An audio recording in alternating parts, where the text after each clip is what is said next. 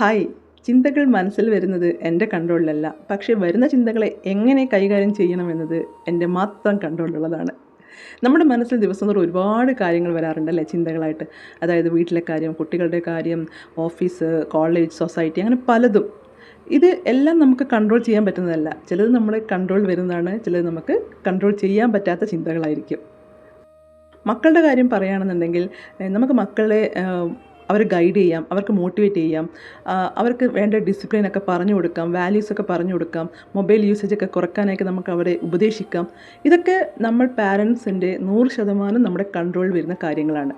നമ്മൾ കൺട്രോൾ വരാത്ത കാര്യങ്ങളും ഉണ്ട് അവർക്ക്. അതായത് അവരുടെ ദേഷ്യം, അവർ റിയാക്ട് ചെയ്യുന്നത്, അവരുടെ മൂഡ് സ്വിങ്സ്, ഇതൊക്കെ കാരണം പലതരത്തിലുള്ള ഹോർമോൺ ചേഞ്ചസും ബ്രെയിൻ ഡെവലപ്മെൻറ്റൊക്കെ നടക്കുന്ന പ്രായമാണ് കുട്ടികളുടേത്. അപ്പം നമുക്കവരെ ഗൈഡ് ചെയ്യാമെന്നേ ഉള്ളൂ, മുഴുവനായിട്ട് കൺട്രോൾ ചെയ്യാൻ ആവില്ല. വീട്ടിലെ വഴക്കൊക്കെ നോക്കുകയാണെങ്കിൽ നമുക്ക് കൺട്രോൾ ചെയ്യാൻ പറ്റുന്നതാണ് നമ്മൾ റിയാക്ട് ചെയ്യുന്നത്. അതേപോലെ തന്നെ നമ്മൾ ശബ്ദം താഴ്ത്തി സംസാരിക്കുക, നമ്മുടെ വാക്കുകളൊക്കെ നല്ല വാക്കുകൾ മാത്രം ഉപയോഗിക്കുക. ഇതൊക്കെ നമുക്ക് കൺട്രോൾ ചെയ്യാൻ പറ്റുന്ന കാര്യങ്ങളാണ്. നമ്മളെ കൺട്രോളിൽ ഇല്ലാത്തതാണ് മറ്റുള്ളവർ റിയാക്ട് ചെയ്യുന്നതും, മറ്റുള്ളവരുടെ ദേഷ്യം, ഈഗോ, ഇതൊന്നും നമുക്ക് കൺട്രോൾ ചെയ്യാൻ പറ്റാത്ത കാര്യങ്ങളാണ്. ലവ്, അതേപോലെ റിലേഷൻഷിപ്പിലൊക്കെ നമുക്ക് നമ്മളെ കൺട്രോളിലല്ലാത്ത കാര്യങ്ങളെന്ന് വെച്ചാൽ അവരുടെ തീരുമാനം, അവർ നിൽക്കുന്നുണ്ടോ, അവർ പോകുന്നുണ്ടോ എന്നതൊക്കെ നമ്മുടെ കൺട്രോളിലല്ലാത്ത കാര്യങ്ങളാണ്. അതേസമയം നമ്മുടെ കൺട്രോളിലുള്ളതാണ് സെൽഫ് റെസ്പെക്റ്റ്. നമുക്ക് ഈ ഒരു ബന്ധം മുന്നോട്ട് പോകണോ വേണ്ടയോ എന്ന് നമ്മൾ തീരുമാനിക്കുന്നതൊക്കെ നമ്മുടെ കൺട്രോളിൽ വരുന്നതാണ്.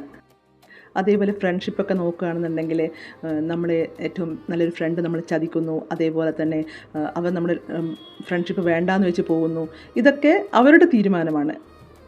നമുക്ക് ഇതിൽ ഒന്നും ചെയ്യാൻ കഴിയില്ല. അതേപോലെ ഇത് നമ്മുടെ കൺട്രോളിലും അല്ലാത്ത കാര്യമാണ്.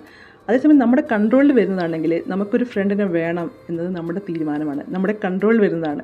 നമുക്ക് ആ ഫ്രണ്ട് വേണ്ട എന്നുള്ളത് നമ്മുടെ കൺട്രോളിൽ വരുന്ന കാര്യമാണ്. ഓഫീസിലെ കാര്യം നോക്കുകയാണെങ്കിൽ ഓഫീസിലെ ഗോസിപ്പ്, അസൂയ, അത്തരത്തിലുള്ള പൊളിറ്റിക്സൊക്കെ നമ്മുടെ കൺട്രോളിൽ വരാത്ത കാര്യങ്ങളാണല്ലേ. അപ്പം നമ്മൾ അതിനെക്കുറിച്ചിട്ട് കൂടുതൽ ബോധർ ചെയ്യേണ്ട ആവശ്യമില്ല. നമ്മുടെ കൺട്രോളിൽ വരുന്ന കാര്യങ്ങളായിട്ടുള്ള എൻ്റെ പ്രൊഫഷണലിസം, എൻ്റെ ജോലി, എൻ്റെ സൈലൻസ്, അതേപോലെ കഴിഞ്ഞ സംഭവങ്ങൾ, ചെയ്ത തെറ്റുകൾ, നഷ്ടപ്പെടുന്നൽ, ഇതൊക്കെ എൻ്റെ കൺട്രോളിൽ വരാത്ത കാര്യങ്ങളാണ്. എനിക്ക് നിയന്ത്രിക്കാനാവില്ല. കഴിഞ്ഞു പോയ കാര്യങ്ങളൊക്കെ കഴിഞ്ഞു, അതോർത്ത് ഞാൻ വിഷമിച്ചിട്ടൊന്നും ഒരു കാര്യമില്ല.